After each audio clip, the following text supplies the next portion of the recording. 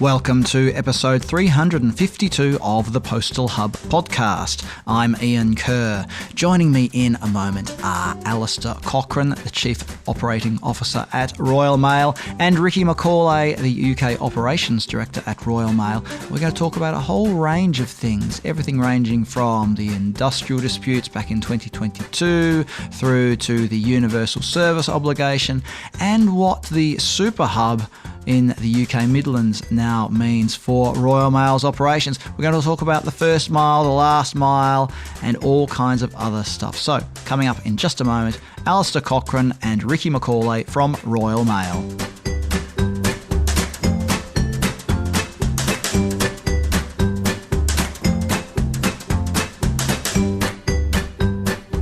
Welcome to this very special episode of the Postal Hub podcast, recorded live before a studio audience at the...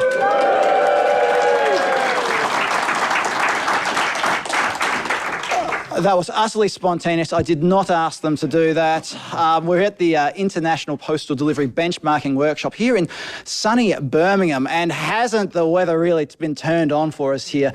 That's sarcasm. I got very wet on the way to the venue here. I'm joined by Alistair Cochrane. Alistair is the Chief Operating Officer at Royal Mail, and by Ricky McAulay. Ricky is the UK Operations Director, also at Royal Mail. We're going to have a quick chat about various Royal Mail things. Obviously, we're not here to talk about the weather or the football or anything like that. Ricky, I'll start with you. Back in 2022, there was a little bit of industrial action, but we're over that now. So can you tell us what's changed post all of that? What's changed, and has this incident, this episode, I suppose, helped drive change at Royal Mail? Yeah, I mean, it was a difficult dispute. We're pleased that in the past, Ian, we needed to secure some really important change. Some of that is, or has been implemented and will continue to be implemented. So taking 18 flight sectors out there that don't work for a parcels business in terms of delivering next day product. That means that the volume we carry takes a bit longer to go through the network. So all of our postal workers up and down the country are having to go through a significant change. Some people working up to 90 minutes later in the day, so we can connect those next day parcels through road and rail transportation. It's lower cost, it's better for the environment, and it's certainly better for customers and quality, and it gives us the capacity to grow in the sector of the market that's growing, particularly in the UK, the next day parcel market. Secondly, we've been able to restructure cost in the business. So whether that's the cost of absenteeism, some of the policy changes we've made, or the terms and conditions in which people join the company, those terms and conditions are still 10% above the market. We want Royal Mail to be the best employer in the market, but we couldn't sustain a 30+% cost differential in our labour rates against the competition. All of those things have been implemented. I think importantly, maybe not what's changed, but what we're very focused on. Alice has been leading a lot of these interventions directly with our people, the trade union, and our customers. And that's about restoring relationships and confidence. So, a lot of work with our employees and rebuilding relationships with the trade unions, a key partner going forward, but also with our customers who did not like the impact of industrial action in the network. And thankfully, we're winning the vast majority of those customers back, and we need to give them confidence going forward now as well. It's often portrayed broadly in the sector of being almost like a race to the bottom when it comes to pricing for parcels and things like that. And yet in the postal sector, we're kind of obliged, whether by law or morally or by whatever you want to call it, to not be involved in that race to the bottom when it comes to worker conditions and things like that. So how do you balance that and still try to run a network that's, well, it's listed on the stock exchange, it has to return a profit? Yeah, so listen, we've still got the significant benefit of carrying 7 billion letters. Look at last year's number, 7 billion letters in our network. We still deliver 85 to 90% of our letters, with our parcels with our letters. So those shared economics allow us to compete. But what we've been calling for some time, and we've made a submission to Ofcom, the regulator in the UK, is to reform the universal service for letters. I won't go into the detail of that, but that's going to be really important. We'll still maintain shared economics where it makes sense to do that, Ian, but ultimately we do need reform to the universal service to make sure letters can be profitable. But we'll continue to do shared economics, letters and parcels together, and that allows us to compete with pure parcel players that have got different labour models. Let's talk a bit about the new super hub, which is here in the tropical centre of Birmingham, the Midlands. Alistair, we can go through the statistics of the super hub, how many parcels it sorts per minute and all those sorts of things, but let's talk about its strategic importance. I mean, why here? Why this size of centre? Tell us a bit about it. Well, first and foremost, it's economies of scale and capacity. As the business transfers or transforms itself from a mail business into a parcel business, we needed to make sure that we had the capacity to be able to grow and grow at pace. And you need to make sure that you're bringing everything pretty much into the centre to push it back out again. So if anybody within the UK would understand the parcels industry, all of the carriers, believe it or not, are based in the Midlands. And the reason being because most operate a hub and spoke type structure. We absolutely chose the Midlands here to host the largest of the super hubs. It's not the only super hub. We have another one up in Warrington as well, because what you've got to be able to do is create economies of scale, the efficiency, but then also the speed as well. And bringing it all into one or a number of facilities also creates our ability to create automation. So automation starts to drive much more efficiency that you can actually get from it. And that is key to be able to compete in a very competitive market in parcels here in the UK. We're now at a point whereby 84% of all parcels going through Royal Mail has a touch of automation. Now, it's not end to end, but we're actually getting to a point now where automation is playing more and more a bigger part of what we actually do, and we've done that through creation of the super hubs. Is this also about getting parcels to consumers quicker? Of course it is. You know, it's about easy use as well. I mean, customers don't want to wait for anything these days. So clearly, from our perspective, actually bringing it into the centre and being able to create that efficiency, but also the speed of transaction as well, we've been keen to actually look at how do you tip a 40-foot trailer full of loose loaded items. Yeah, can take anything up to 3.5 hours. So creating automation has given us the ability, we can do that in 6 minutes now. But you've got everything focused in one place. So you can invest correctly to deal with the automation that you can actually to create the speed and efficiency through the system. Let's talk a bit about the last mile now. The UK is often seen as being a very mature e-commerce market, but from outside, the perception has been that it's very much focused on residential delivery. So what's Royal Mail doing in this regard? Have you been looking at diversifying the delivery offering? I know there's been, what was it called, Deliver to Neighbour? Tell us a bit about what's happening there, including out of home. Sure. I mean, the UK market is a fairly advanced market from a retail type delivery, but not when it comes to things like lockers. So if you look at Europe is, significantly have developed their out of home capability, the UK less so.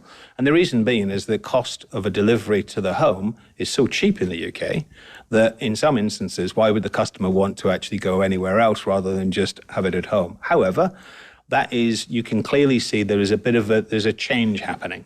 You can see that from our perspective, we've had a relationship with Post Office Counter for a number of years.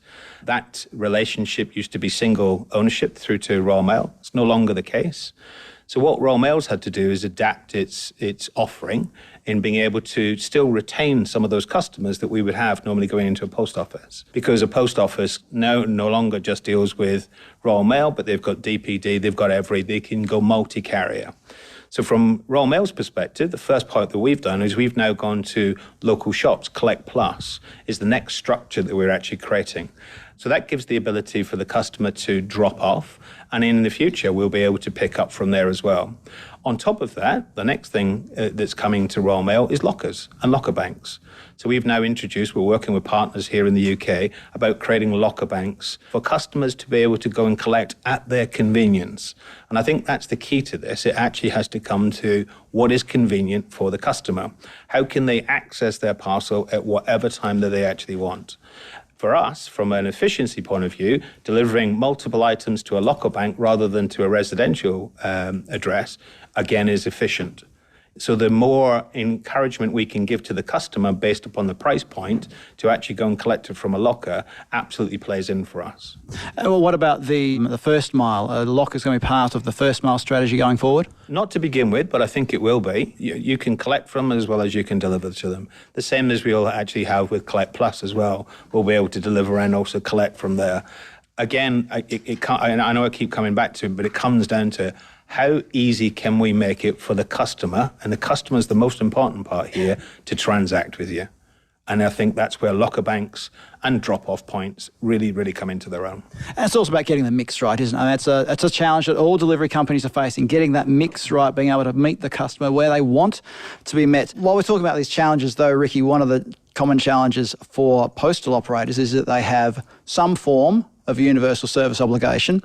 Even the Danes do, but not much of a USA these days. USO, I should say. Anyway, coming back to the Royal Mail, there is a fair swathe of areas like Scotland, etc., that you could consider remote. So can you share some of the challenges that Royal Mail is facing in delivering both letters and parcels to those parts of the country? So I think the first thing I would say is that Royal Mail is the USO provider, is very proud to provide one price goes everywhere service to the nation. We just think the frequency and the cost of providing that to 32 million addresses, currently 6 days a week, is not sustainable. And that's not about differentiating based on geography. It's just the total volume that we carry, the revenue we can reasonably raise from it versus the cost of providing a service. So the proposal that we've submitted to Ofcom doesn't differentiate in the basis of geography.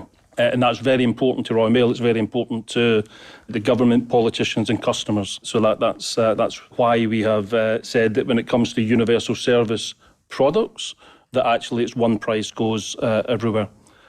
When you come to commercial products, so the products that we carry for many, many other customers that are not part of the universal service, I think all postals need to make sure the mix of product you're carrying, so the fault earth across a huge landmass, and the cube of the parcel that you're carrying is priced correctly and reflects the cost that you're carrying in the network, and clearly you're looking to make money out of that.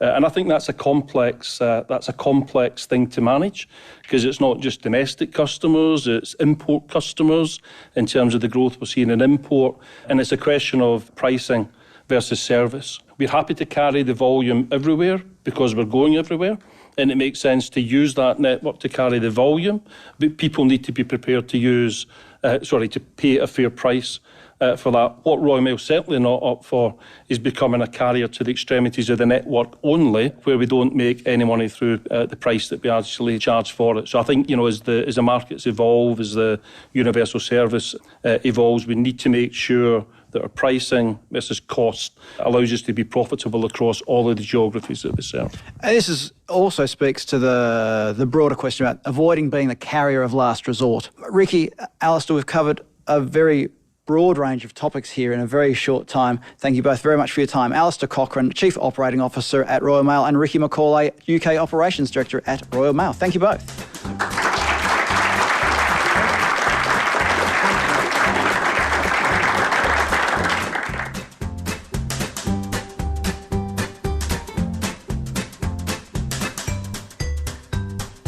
That's all for this episode of the Postal Hub podcast. Remember to subscribe to the podcast in your favourite podcast platforms such as Apple Podcasts or Amazon Thingamywhat's Music or whatever it's called, Spotify. You know what I'm talking about. Anyway, I could just list all kinds of random podcast platforms here and you'd know what I mean. Subscribe early, subscribe often, and leave a rating and a review there if you can, please. That would really be great. You can follow the podcast on LinkedIn. You can follow me on LinkedIn as well, if that's your thing. You can subscribe to the email newsletter, which is a newsletter I send out whenever there's a new episode. Go to thepostalhub.com and follow the links. And if you want to email me about anything at all, but not to spam me, please, if it's not too much trouble, my email address is ian@thepostalhub.com. I'm Ian Kerr. Thanks for listening in, and I look forward to your company next time on the Postal Hub podcast.